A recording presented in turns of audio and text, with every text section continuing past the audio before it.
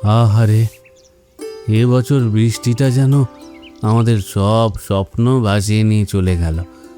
কত আশা করে ধানের চারা লাগিয়েছিলাম, ভেবেছিলাম ভালো ফসল হবে, ঘরের অভাব কিছুটা কমবে। কিন্তু টানা বৃষ্টিতে জমির অর্ধেক ধান নষ্ট হয়ে গিয়েছে। যে ধানগুলো বেঁচে আছে সেগুলোর অবস্থাও ভালো না। সে কি গো, এসব কি বলছো তুমি? যদি এমনই অবস্থা হয় তাহলে তো সংসার চালানোই দায় হয়ে যাবে আমাদের।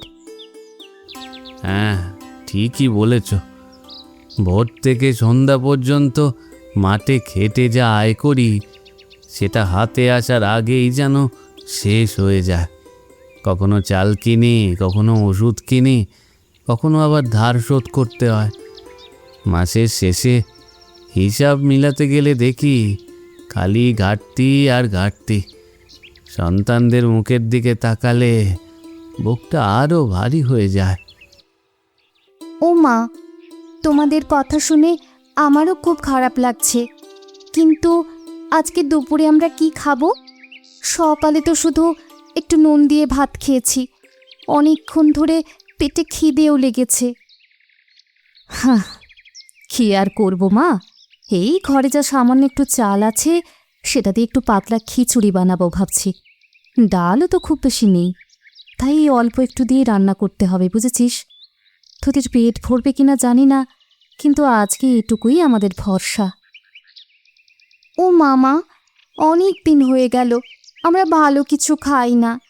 আগে কত রকমের পিঠে খেতাম, এখন শুধু ভাবি কবে আবার পেট ভরে মজার কিছু খাবো। ওরে, আমিও তো চাই তোদের ভালো ভালো খাবার খাওয়াতে, কিন্তু কিন্তু সংসারের অবস্থা দেখেছিস? ভগবান যদি একটু সহায় হন তাহলে আবার আগের মতো দিন ফিরবে। তোমরা মন খারাপ করো না, জীবনে কষ্ট যেমন আসে তেমনই সুখও আসে। আজ আমরা কষ্টে আছি ঠিকই, কিন্তু দেখো এই কষ্ট চিরদিন থাকবে না। একদিন আমাদের এই দুঃখের দিন শেষ হবেই।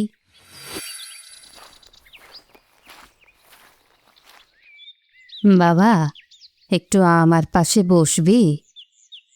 হ্যাঁ মা, বলো। তোমার কি শরীর বেশি খারাপ লাগছে? শরীরটা তো আর আগের মতো নেই রে বাবা, বয়স হয়েছে, হাতে পায়ে শক্তি পায় না, সারাদিন তো শুয়ে বসেই কাটে। তবে আজ একটা কথা বারবার মনে পড়ছে, জানিস? কি কথা মা, আমাকে বলো। জানিস বাবা, বর্ষার এই সময়টা এলেই আমার ছোটবেলার কথা খুব মনে পড়ে। চারিদিকে বৃষ্টি, পুকুরে টইটম্বুর পানি, আর আমাদের উঠোনের সেই বড় তাল গাছ। গাছ থেকে পাকা তাল পড়লেই তোর দাদি কত যত্ন করে তালের পিঠা বানাতো। তাই নাকি মা? জানিস বাবা, কয়েকদিন ধরে খুব তালের পিঠে খেতে ইচ্ছে করছে।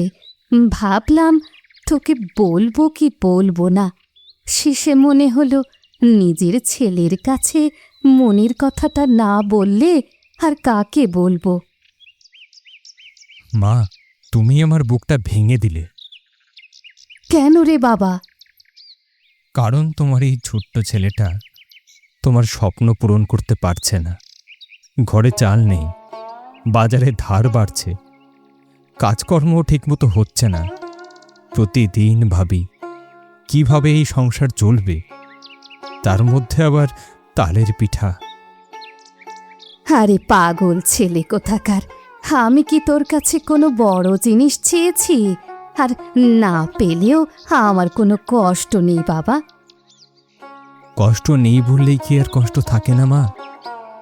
তুমি তো সারা জীবন আমার জন্য নিজের সব ইচ্ছে ত্যাগ করেছো। মনে আছে তোমার? তোমার মনে আছে আমি ছোটবেলায় মেলায় গিয়ে খেলনা চাইতাম, আর তুমি নিজের জন্য নতুন কাপড় না কিনে আমার জন্য খেলনা এনে দিতে। দেখি গিয়ে কারো কাছে টাকা পাই কিনা। আমি যাই। কি পিঠা আছে? তা তালের পিঠা আছে নাকি? না ভাই, তালের পিঠা তো নাই। এখন আর আগের মতো ভালো তাল পাওয়া যায় না, তাই তালের পিঠা খুবই কম বানানো হয়। ঠিকই বলেছেন, ছোটবেলায় বৃষ্টির দিনে অনেক তালের পিঠা খেয়েছি, এখন তো দেখাই যায় না। হ্যাঁ, এখন মানুষ শুধু সেই দিনের গল্পই করে। হ্যাঁ ঠিকই। আচ্ছা, তাহলে আপনি আমাকে 6টা ভাপা পিঠা দিন, আচ্ছা, আর তার সঙ্গে 4টে দুধ চিতই দিন। ঠিক আছে। সঙ্গে কোনো মিষ্টি নেবেন? হ্যাঁ, আমাকে আরও ওই 10টা ওই রসগোল্লাগুলো দিন তো। এই নিন, সব প্যাকেট করে দিলাম। আচ্ছা ঠিক আছে ঠিক আছে। আপনার কত টাকা হলো? 450 টাকা। এই নিন দাদা, ধন্যবাদ। আবার আসবেন।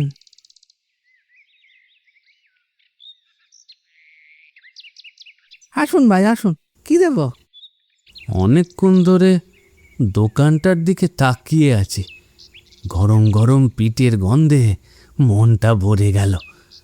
এ কি কি পিঠে আছে? আজ বাপা পিঠা, দুধ চিতই আর পুলি পিঠা আছে। এই ভাপা পিঠের দাম কত?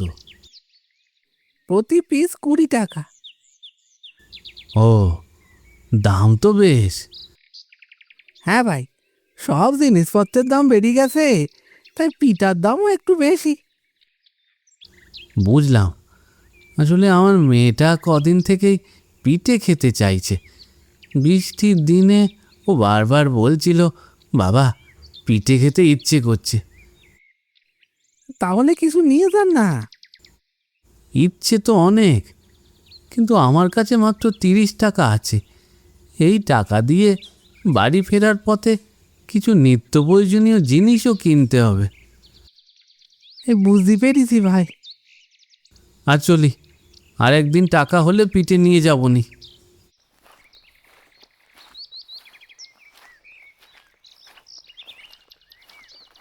উফ, কতক্ষণ ধরে বৃষ্টি হলো। বৃষ্টিটা একটু থেমেছে, চলো এবার দুজনে একটু গ্রামের চারপাশটা ঘুরে আসি। পরিবেশটা ভালো লাগছে, কিন্তু সাবধানে চলো। রাস্তার অবস্থা তো দেখছো, চারদিকে কাদা আর পানি। একটু অসাবধান হলে পিছলে পড়ে যেতে পারো। হ্যাঁ হ্যাঁ, আমি দেখে শুনেই হাঁটবো। বৃষ্টির পরে পুরো গ্রামটা যেন নতুন করে সেজে উঠেছে, তাই না? ঠিকই বলেছো, কিন্তু এদিকে এসো না, এখানে কাদা অনেক বেশি। আচ্ছা ঠিক আছে। আরে একটু দাঁড়াও তো, ওখানে কি একটা পড়ে আছে না? দূর থেকে দেখে তো বেশ বড় কিছু একটা মনে হচ্ছে। দেখতে তো তালের মতোই মনে হচ্ছে, চলো তো কাছে গিয়ে দেখি।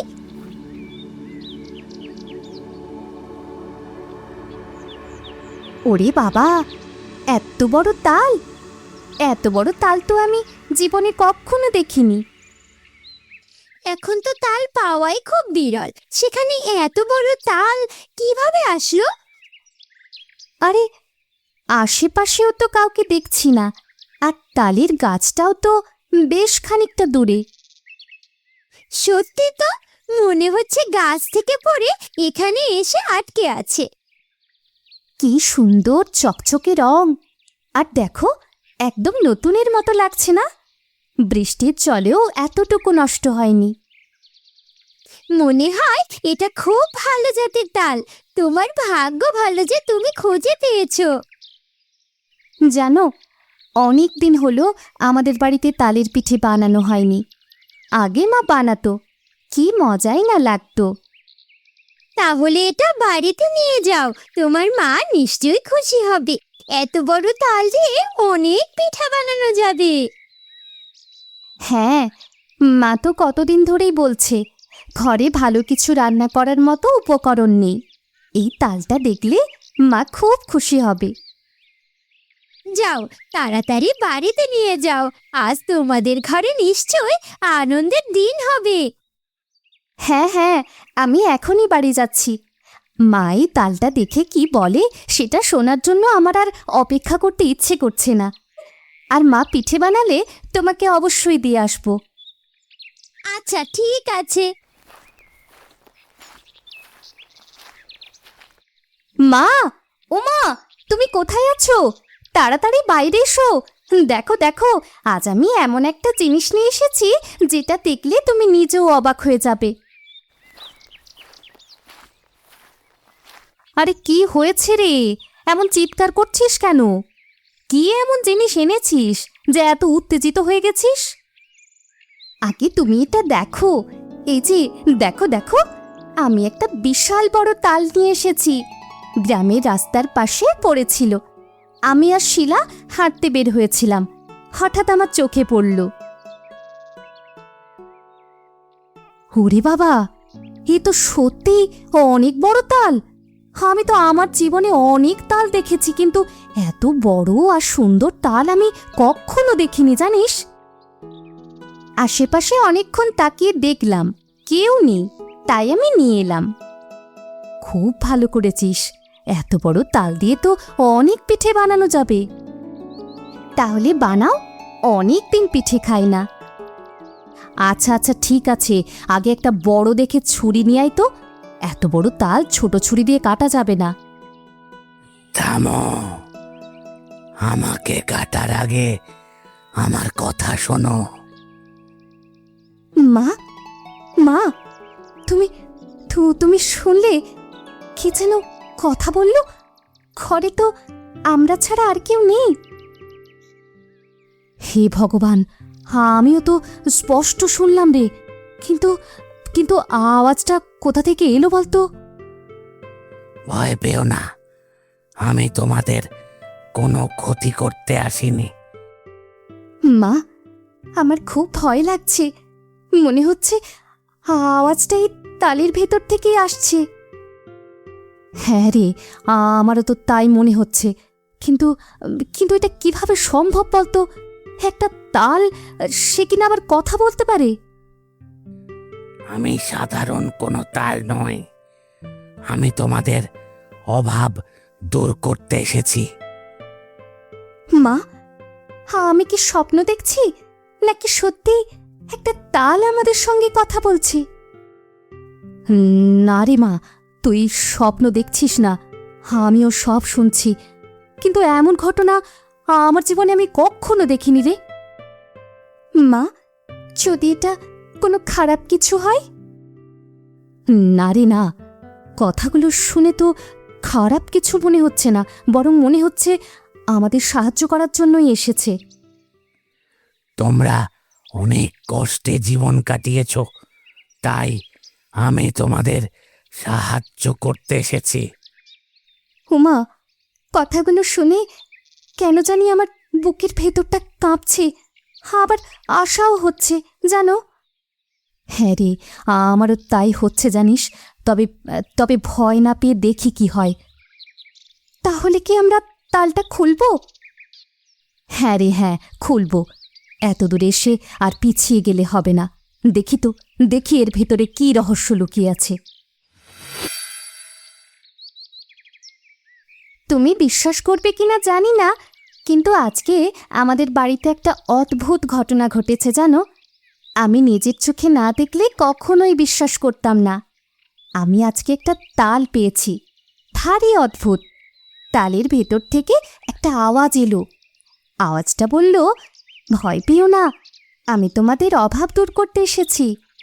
প্রথমে তো আমরা ভেবেছিলাম হয়তো ভুল শুনেছি, কিন্তু না, আমরা দুজনেই স্পষ্ট শুনেছি। কি বলছো? একটা তাল কথা বলছে? তারপর কি হলো? এরপর তো আমরা খুব অবাক হয়েছিলাম। তারপর তালের রস বের করে শুধু আটিটা রাখতেই কিছুক্ষণ পর গিয়ে দেখি সেই আটিটা আবার আগের মতো একটা সম্পূর্ণ তাল হয়ে গেছে। কি মানে, তোমরা পুরো তালটা ব্যবহার করেছো, তারপরও সেটা আবার নতুন তাল হয়ে ফিরে এসেছে? হ্যাঁ, একদম আগের মতো। পরে আমরা আবার পরীক্ষা করলাম জানো, আবার রস বের করলাম, আবার আটি বাইরে রাখতেই আবার সেটা পূর্ণ তাল হয়ে গেল। তখন বুঝলাম এটা কোনো সাধারণ তাল নয়, এটা সত্যিই একটা জাদুর তাল। অবিশ্বাস্য! এমন ঘটনা তো গল্প রূপকথাতেও খুব কম শোনা যায়। কিন্তু যদি সত্যি এমন হয়ে থাকে, তাহলে এটা শুধু তোমাদের পরিবারের জন্য না, পুরো গ্রামের জন্য আশীর্বাদ হতে পারে। আমিও তো সেটাই ভাবছি, কিন্তু কিভাবে? দেখো, আমাদের গ্রামের কত মানুষ অভাবের মধ্যে দিন কাটায়। অনেকের ঘরে ঠিকঠাক মতো খাবারও জোটে না।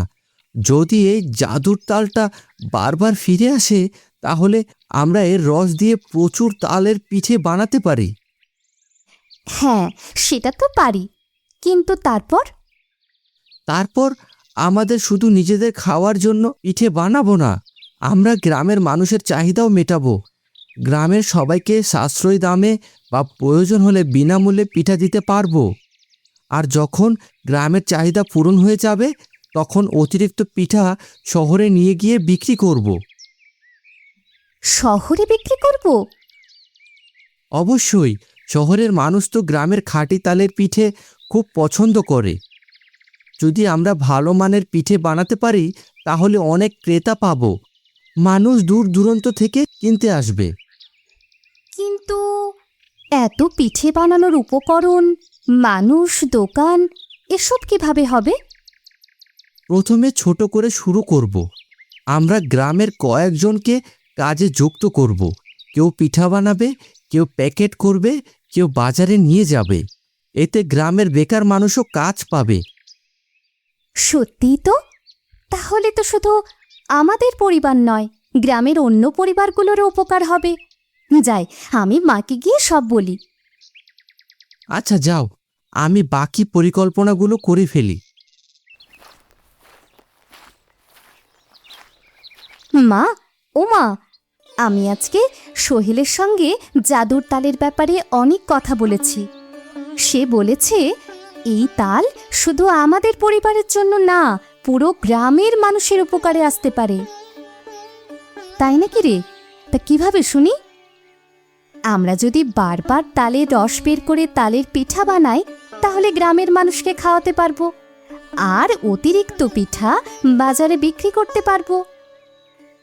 তা কথাটা তো খারাপ বলেনি রে। শুধু তাই না মা, গ্রামের অনেক গরিব মানুষকে কাজও দেয়া যাবে।